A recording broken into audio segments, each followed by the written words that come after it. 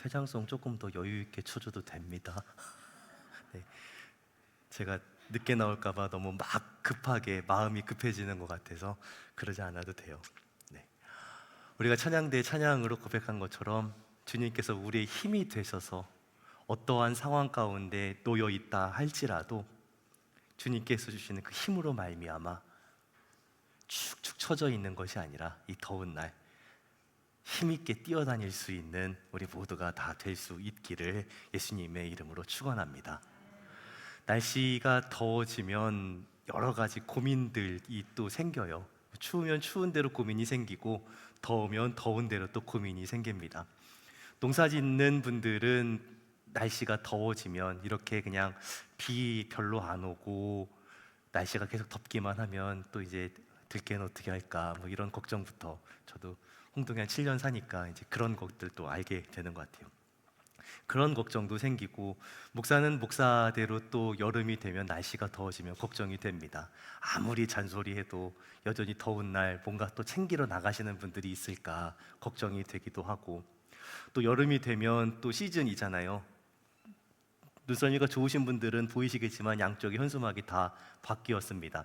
평소 우리 교회에 붙어있던 현수막이 아니라 여름 행사 전체적인 현수막과 이제 26일, 27일에 있을 여름 성경학 현수막을 붙였습니다. 여름 이 시기가 되면 고민이, 이 여름 사역 어떻게 잘 준비해서 해야 할까라는 그런 고민이 생겨요. 매해마다 이 일들에 대한 경험치가 쌓입니다. 경험치가 쌓이면서 계속해서 잘 해가는 것을 봐요. 예전에는 뭘 해야 될지 아무것도 몰랐다면 지금은 너무 할 게 많아서, 하고 싶은 게 많아서 고민인 이제 그런 모습으로 발전을 해 갑니다. 하지만 목사의 머릿속에는 늘 본질적인 고민이 늘 있어요. 그 여름 사역들이 여름 행사가 아니라, 그냥 행사가 아니라 어떻게 해야 이 시간들 가운데 하나님 말씀을 잘 전할 수 있을까? 어떻게 해야 우리 아이들이 믿음으로 잘 양육이 되고 잘 세워질 수 있을까? 그 일 가운데 우리가 쓰임 받을 수 있을까에 대한 고민이 있어요. 근데 올해는 솔직히 말하면 그 어느 때보다 유난히 제가 이 문제에 대해서 많이 씨름하고 있는 것 같아요. 보통은 날씨 더워져야 고민하는데 사실은 날씨가 더워지기 전부터 지금 고민을 하고 있습니다. 예전과는 좀 다른 부담감을 계속 주시는 것 같아요. 단순히 어떻게 가르칠 것이냐에 대한 고민이 아니라 하나님께서 올해 들어서 그 질문을 좀 계속 바꾸어 가게 하십니다. 어떻게 잘 가르칠 것이냐라는 질문이 아니라 우리가 어떻게 신앙을 잘 전수할 것이냐에 대한 질문으로, 그 고민으로 지금 바꾸어 가시는 것 같아요. 그러니까 이전과는 다른 부담감이죠. 그러니까 한 번도 여름 들어서 여름 행사, 여름 수련회 같은 거 뭐 이렇게 열심히 하면 되지, 힘들어도 신나서 해야지라고 했는데 요즘은 정말 그 부담감에 도망가고 싶다라는 생각이 훨씬 더 많아지는 것 같아요. 어떻게 신앙을 잘 전수할 것인가? 하나님께서 왜 이 질문을 어떻게 잘 가르칠 것인가에서 어떻게 신앙을 잘 전수할 것인가로 질문을 바꾸신 이유는, 그 의미는 이 문제가 목사나 아니면 교사나 몇몇 사람들만의 문제가 아니다라는 그 마음을 주시기 위해서라는 거예요. 신앙은 단지 교육부만의 문제가 아닙니다. 교리나 어떤 지식을 전달하는 그런 교육만의 문제가 아니라 이 신앙이라는 것은 한 세대에서 다음 세대로 이어지는 중요한 유산인 거예요. 어떻게 신앙이 전수되는가? 그러면 교회 학교, 교육부 이런 것들이 체계가 잡혀 있지 않았던 그 시기에는 어떻게 믿음의 사람들이 자라갔냐라는 거예요. 사실 어떠한 체계나 시스템이 있어서가 아니라 믿음이, 신앙이 유산으로 전수되었던 것은 먼저 된 자들이 자신들이 경험한 하나님의 은혜를 증거했기 때문에 다음 세대가 그것을 유산으로 물려받았던 거예요. 먼저 된 자들이 자신의 삶과 입술의 고백으로 하나님을 증거했기 때문에 물려받은 거예요. 그냥 입으로 가르치는 게 아니라, 말로 가르치는 것이 아니라 삶을 통해서 본을 보였고 삶을 통해서 하나님의 말씀을 증거했기 때문에 물려받을 수 있었던 거예요. 그런데 언제부턴가 그 모습이 계속 흐려지고 있는 거죠. 세대가 바뀌어도, 시대가 바뀌어도 절대로 변하지 않아야 할 것들이 있습니다. 그것이 무엇이냐? 믿음 안에서 먼저 된 자들은 나중된 자들에게 신앙을 전수해야 할 책임이 있다는 거예요. 먼저 된 자들이, 특히 부모된 자들이, 영적인 부모된 세대가 자녀 세대에게, 다음 세대에게 신앙을 전수해야 할 책임과 사명이 있다는 거예요. 부모된 사람에게 하나님께서 맡기신 자녀들이 있습니다. 그 자녀들에게 내가 가지고 있는 신앙이 전수되게 해야 해요. 뿐만 아니라 우리 홍동교회 안에 하나님께서 맡기신 믿음의 자녀들이 있습니다. 이게 얼마나 큰 축복인지를 아셔야 해요. 이 시대에 우리보다 훨씬 더 큰 교회에 300명, 400명, 500명씩 장년부가 재적이 있고 출석하는 교회에서도 우리 홍동교회만큼 아이들이 모이지 않는다라고 하는데, 그런 시대에 이 작은 시골교회에 이 많은 아이들을 맡겨주신 것이 얼마나 큰 은혜이고 또 큰 책임인지를 기억해야 돼요.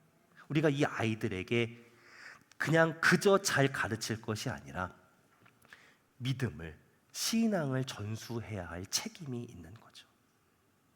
그런데 보통은 어떻게 대하느냐? 어떻게 대해왔고 지금도 어떻게 대하느냐? 이 아이들이, 다음 세대들이, 젊은 사람들이 신앙생활 잘하면 좋고 아님 말고 였던 거예요. 그 시간들이, 그 모습들이 누적된 결과가 사실은 지금 교회들에게 나타나고 있는 거예요. 신앙생활 잘하면 좋은데 아니면 어쩔 수 없는 거지. 여름이 될 때마다 우리 성도들에게 계속 이 여름 사역에 대해서 광고하고 이야기하고 그러면서 다른 그 무엇보다 기도에 동참해 주시기를 계속 부탁을 합니다. 그런데 그 부탁에 대한 반응이 이번 기회에 이 아이들이 주님 만나면 좋고 아니면 말고, 안 되면 겨울로, 안 되면 내년 여름으로 라고 하는 그런 반응이 나오면 안 되는 거예요. 신앙생활 잘하면 좋고 아님 말고, 이 모습이 얼마나 처참한 결과를 가지고 오는가. 사실 좀 무거운 말씀입니다. 그 내용이 오늘 사무엘상 2장을 통해서 우리에게 소개가 돼요. 사사시대의 끝자락입니다. 사사기에서 이어지는 그 모습, 사실 이스라엘이 영적으로 가장 어두웠던 시기입니다. 어쩌면 지금과 같은 시기이죠. 오늘 함께 나눈 사무엘상 2장 이 말씀을 통해서 성경은 이번 기회에 주님 만나면 좋고 신앙생활 잘하면 좋고 아님 말고 라고 하는 그 속에서 자라난 불량한 자들과 그 속에서도 신실함으로 자라난 두 부류의 아이들을 소개합니다. 결론부터 말씀을 드리면 이 정반대인 불량함과 신실함, 이 정반대인 두 부류의 자녀는 사실 부모의 삶에 그대로 영향을 받은 거예요. 부모의 신앙 교육에 영향을 받은, 부모의 삶이 맺어낸 열매인 거죠. 먼저 소개하는 사람들이 있습니다. 누구냐? 당시 제사장이자 사사였던 엘리의 두 아들입니다. 엘리의 아들들이라고 그렇게 소개합니다. 이름도 사실 언급하기 싫다는 거예요. 1장 3절에서 엘리의 두 아들의 이름이 나옵니다. 홈리와 비느하스가 여호와의 제사장으로 실로에 있었다라는 구절이 나왔습니다. 그런데 그 뒤에 그 이름을 다시 이야기하기 싫어합니다. 입에도 담기 싫은 이름이라는 거예요. 홈리와 비느하스, 좋은 의미를 가지고 있지만 이름을 언급하기 싫어합니다. 이 둘에 대한 하나님의 평가는 단호하십니다. 12절에서 이렇게 얘기하죠. 엘리의 아들들은 행실이 나빠 여호와를 알지 못하더라. 그리고 17절에서는 이렇게 마무리합니다. 이 소년들의 죄가 여호와 앞에 심히 크면 그들이 여호와의 제사를 멸시함이었더라 라고 그렇게 평가합니다. 하나님을 알지 못하는 자, 하나님 앞에 심히 큰 죄를 지었다고 평가받는 자라고 그렇게 성경은 기록합니다. 하나님을 알지 못한답니다. 얼마나 무서운 말씀인지 몰라요. 제사장 집안에서 태어났습니다. 그리고 제사장의 직분을 감당하고 있습니다. 이러한 사람들이 하나님을 알지 못한다라는 평가를 받고 있습니다. 보통 심각한 일이 아닌 거예요. 그리고 그 모습이 왜 그런 평가를 받을 수밖에 없었는지가 13절부터 16절까지 자세히 기록이 되어 있죠. 하나님께 드려져야 할, 제사 때 드려져야 할 제물들을 중간에 가로채고 자기들이 원하는 것을 얻기 위해서라면 억지로 빼앗는 것도 서슴지 않았던 그런 모습이었다는 거예요. 어쩌다가 제사장 집안에서 태어나서 제사장 직임을 감당하고 있는 이 두 사람이 이런 모습이 되었을까? 왜 이런 모습이 되었을까요? 그 이유는 사실 너무나 분명합니다. 콩 심은 데 콩 나고 팥 심은 데 팥 나는 거예요. 아버지인 엘리가, 제사장인 엘리가, 그 시대의 사사였던 아버지 엘리가 두 아들에게 하나님이 어떤 분이신지 전혀 알려주지 않았던 거예요. 사실 성경 말씀을 우리가 사무엘상 1장, 2장 해서 쭉 보면요, 엘리 제사장은 그렇게 나쁜 제사장이 아닙니다. 사무엘상 시작을 하면서 영적으로 조금 둔해 보이는 것 같지만 그래도 사무엘이 태어날 거라고 예언한 사람이 바로 엘리 제사장입니다. 아이를 갖지 못해서 하나님 앞에 그렇게 울며 통곡하는 한나에게 그래도 하나님의 마음이 이러한 것이다 라고 전해주었던, 너의 기도를 하나님께서 들으시고 응답하실 것이다 라고 그렇게 말했던 사람도 엘리 제사장입니다. 오늘 말씀에서 뭐예요? 사무엘을 지금 실로에 두고 돌아가는 한나와 엘가나 이 부부를 위해서 하나님께서 너희에게 다른 자녀들을 허락해 주시기를 기도한다 라고 그렇게 말했던, 그리고 그 기도가 응답되기도 했던 그런 제사장입니다. 이후에 사무엘이 하나님의 음성을 4번이나 듣고도 못 알아 깨닫지 못할 때에 그 음성을 듣고 순종할 수 있도록 가르친 사람도 엘리 제사장이었습니다. 엄청난 능력, 엄청난 업적을 이루어낸 제사장은 아니었지만 그렇다고 자기 역할을 못하는 그런 나쁜 제사장도 아니었다는 거예요. 그런데 이 엘리 제사장은 자기 자녀를 신앙으로 키워내는 데는 철저하게 실패했던 사람이라는 거예요. 오늘 말씀을 21절에서 끄는 이유가 있습니다. 사실 22절로 가기가 민망해요. 22절 이후에 성경에 안 들어가 있으면 좋겠다라고 할 만한 끔찍한 충격적인 사건이 추가로 기록이 되어 있습니다. 22절이요. 엘리가 매우 늙었더니 그의 아들들이 온 이스라엘에게 행한 모든 일과, 그쵸?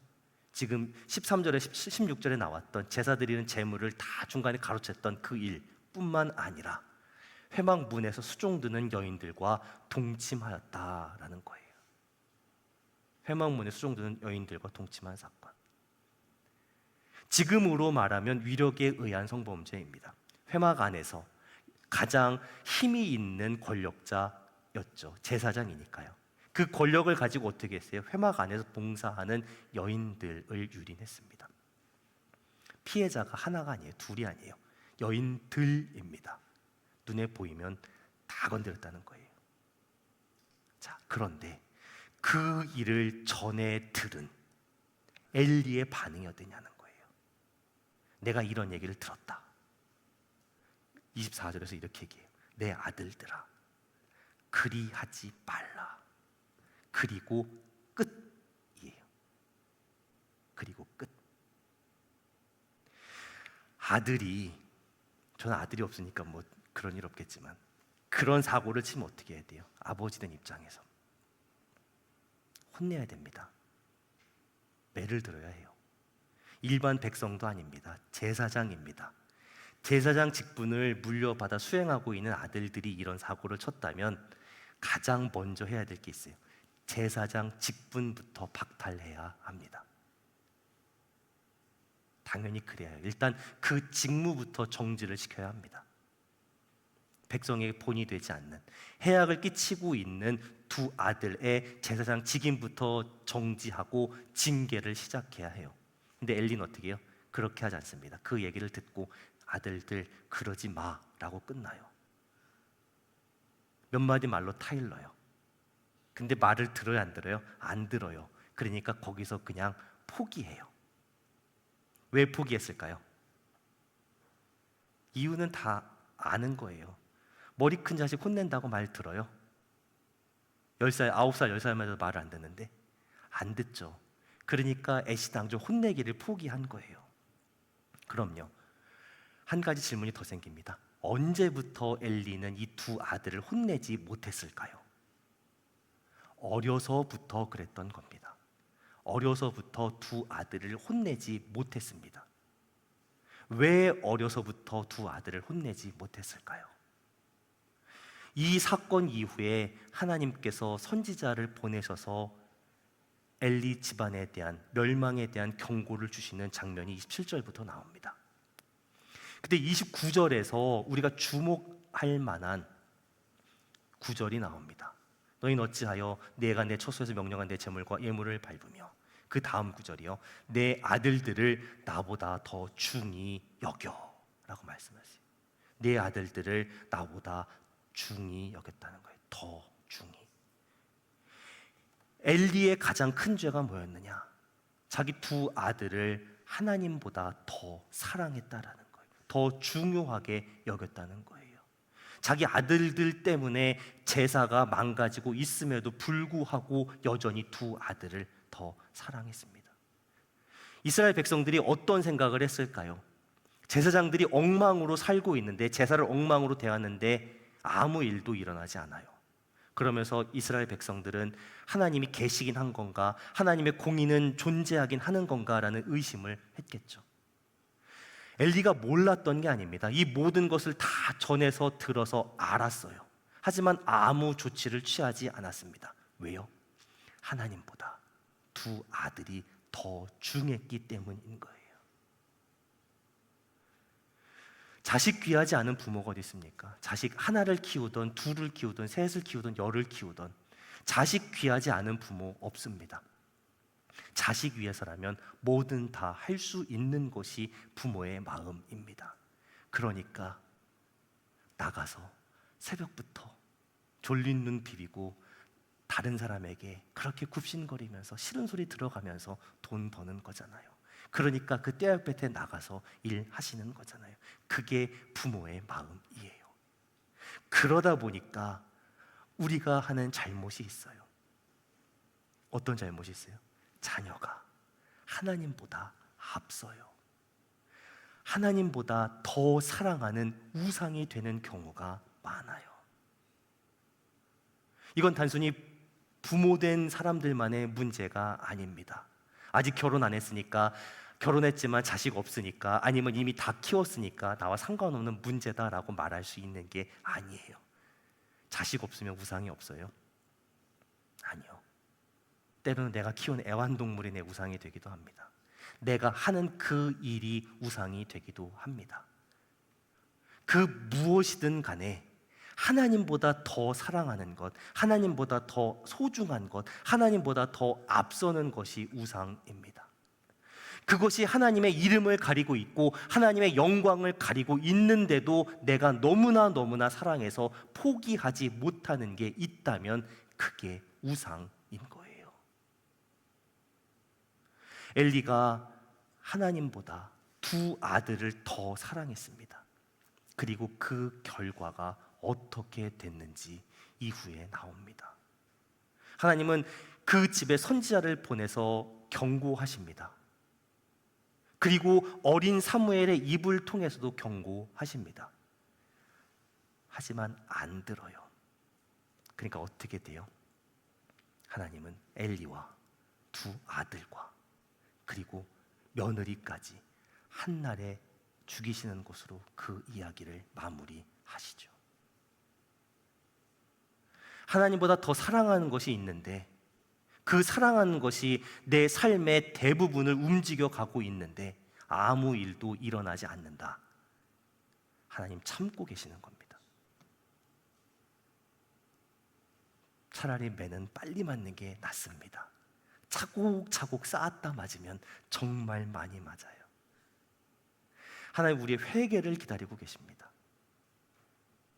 하나님보다 더 사랑하는 것이 있다면 그것이 무엇이 되었든 하나님 앞에 내어놓고 잘못했습니다. 회개하고 하나님 더 사랑하겠다라고 그렇게 다시 한번 마음의 결단을 드리는 우리 사랑홍동의 성도들이 다 되시기를 예수님의 이름으로 축원합니다. 이 아카디 아칸 엘리의 두 아들 이야기, 그 이야기는요 사실 17절에서 여호와의 제사를 멸시함이었더라 라고 하고요 22절로 넘어가는 게 더 자연스럽습니다. 그렇죠? 여호와의 제사를 멸시함이었더라, 그리고 22절 엘리가 매우 늙었더니 그의 아들들이 라고 쭉 이어지는 게 더 자연스럽거든요. 그런데 굳이 그 사이에 어린 사무엘의 이야기를 끼워 넣었습니다. 왜요? 너무나 의도가 보이는 편집, 너무나 의도가 보이는 배치예요. 왜요? 이 불량스러운 두 아들 홈리와 비느하스, 그리고 하나님 신실하게 섬기는 어린 사무엘 둘을 대조하겠다라는 거예요. 의도적으로 대조하겠다라는 거예요. 그러니까 17절, 18절 이어지잖아요. 이 소년들의 제가 여호와 앞에 심히 금은 그들이 여호와의 제사를 멸시함이었더라. 사무엘은 어렸을 때에 세마포 예봇을 입고 여호와 앞에 섬겼더라.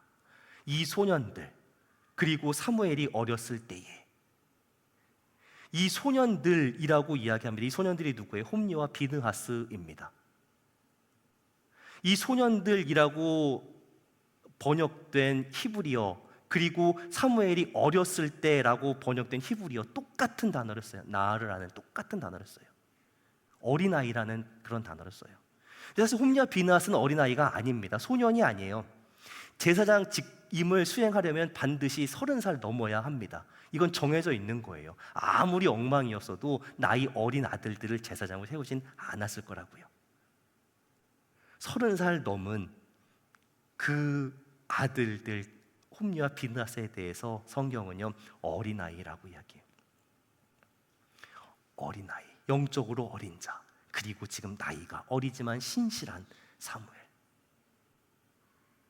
비교해요. 의도적으로. 비교한 이유는 뭐예요? 어느 쪽으로 가야 될 거냐를 우리에게 말씀하시는 거죠. 사무엘 어렸습니다. 아직 어렸어요. 그리고 부모님을 떠나 있었습니다. 객관적인 조건으로 보면 좋을 게 하나도 없어요. 약하고 어리고 아무것도 모르고. 그런데도 어때요? 사무엘은 하나님 앞에서 잘하니라로 21절이 마무리가 돼요. 아이 사무엘은, 어린 사무엘은 하나님 앞에서 하나님을 섬기는 사람으로 지금 자라가고 있다라고 그렇게 말씀하십니다. 어떻게 이렇게 세워졌겠어요? 어떻게 이렇게 자라갔겠어요? 누구에게 영향을 받았겠어요? 설마 실로에서 자기 자식도 제대로 못 키운 제사장 엘리에게 영향을 받으면서 컸을까요? 이 어린 사무엘이 잘 자랄 수 있었던 건 당연히 그 뒤에 기도하는 엄마 한나가 있었기 때문입니다. 사실 이 사무엘의 엄마 한나가 할 수 있었던 건, 실제로 할 수 있었던 일은 19절에 나오는 그거밖에 없어요. 매년 제사를 드리러 갈 때에 작은 겉옷 하나 지어다 주는 것, 자식 위해 살 수 있는 건 사실 그거밖에 없었습니다. 그런데 그 속에서 무슨 양육을 제대로 했겠냐라는 거예요. 한나의 이야기를 한번 한나의 입장에서 생각을 해보세요. 남의 이야기니까 라고 하지 말고요. 아이 없던 엄마가 멸시와 천대를 받던 그 사람이 자식 하나만 주시면 하나님께 바치겠습니다 라고 했던 그 기도부터요. 사실 아이가 없을 때 무슨 기도를 못하고 무슨 소원 못하겠어요 라고 생각할 수 있죠. 근데 실제로 아이가 챙겼습니다. 아이가 태어났어요. 젖될 때까지 키웠습니다. 마누라 서너 살까지 키웠을까요? 뛰실 수 있겠어요? 떼어놓으실 수 있겠어요? 내전 불려 키워놓은 만 3살, 4살짜리들을 못 떼어놓으실걸요? 다른 집에 하루만 보내도 이상할걸요? 9살 넘은 저희 집 아이도 어쩌다가 사촌 집에나 아니면 다른 집에 놀러가 살아 있으면 휑해요. 그런데 눈을 감아도 보이는 그 아이를 1년에 한 번밖에 갈 수 없는 실로에 그 제사장의 집 맡기는 게 쉬웠겠어요? 저 같았으면요, 서원을 무르는 방법부터 찾았을 것 같아요. 그런데 한나는 자기 생명보다 더 귀한 아들을 하나님께 드립니다. 그 결정이, 그리고 그 결정의 실행이 어떻게 가능했을까? 실로의 상황을 보면 못 맡겨요. 제사장 엘리를 봐도 못 맡겨요. 누굴 보고 맡겨요? 신실하신 하나님께 내 자식을 맡긴 거예요. 그 하나님께 대한 전적인 신뢰가 없었다면 절대로 할 수 없는 결정이에요. 한나는 믿음으로 신실하신 하나님께 자기 생명보다 귀한 아들을 맡겼습니다. 그리고 하나님은 그 신실하신 믿음의 결정에 신실하심으로 응답하십니다. 그러니까 하나님께서 사무엘을 손수 양육해 가셨죠. 어쩌면 엘리가 두 아들을 사랑했던 것보다 한나가 사무엘을 훨씬 더 사랑했을 겁니다. 하지만 한나는 그 아들 사무엘보다 하나님을 더 사랑했던 거예요. 내 기도를 들으신 하나님, 나에게 가장 좋은 것 주신 하나님, 나를 보고 계시고 나를 다 알고 계시고 내 모든 것 예비하셔서 가장 선한 길로, 완전하신 길로 인도하신 그 하나님 더 사랑했던 거예요. 그리고 그렇게 하나님을 더 사랑하는 엄마의 말과 행동을 보면서 사무엘도 하나님을 알고 배우게 됐던 거죠. 신실하신 하나님, 그 하나님을 전적으로 의지하고 신뢰하고 순종하는 것이 무엇인지 말이 아니라 행동으로, 엄마의 삶으로 보고 배웠던 거예요. 어떠한 모습을 보고 배웠을까요?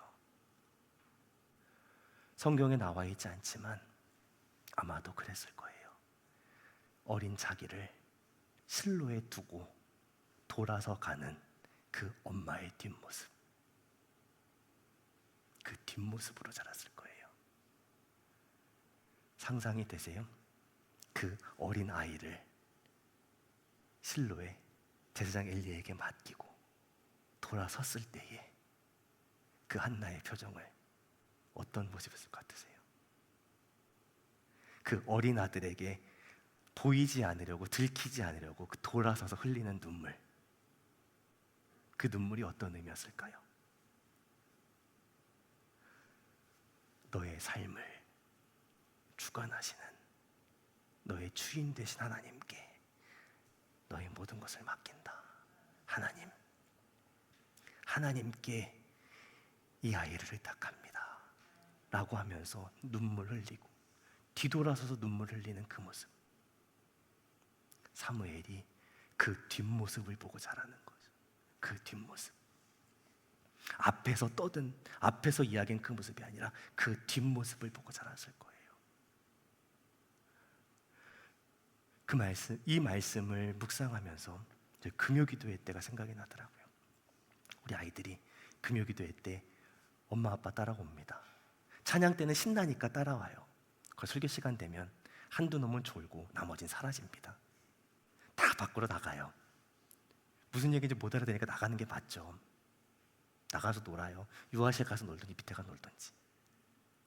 근데 그 속에서 제가 믿음으로 고백하는 것이 있습니다.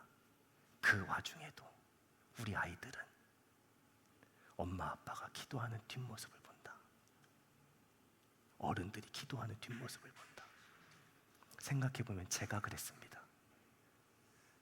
어려서 쫓아갔던 부흥회, 시작했으나 끝나지 않는 그 부흥회, 10시가 돼도 11시가 돼도 끝나지 않는 그 부흥회, 그러다가 기도 소리가 들려요. 그럼 엄마 아빠들 찾아서 갑니다. 끝날 때가 됐다라는 신호니까 우하고 따라 들어가죠. 근데 기도가 아직 안 끝났잖아요. 그러면 저 밖에서 엄마 아빠 기도하는 그 모습을 봐요. 엄마가 어디쯤에서 기도하고 있나? 아빠가 어디쯤 기도하고 있나?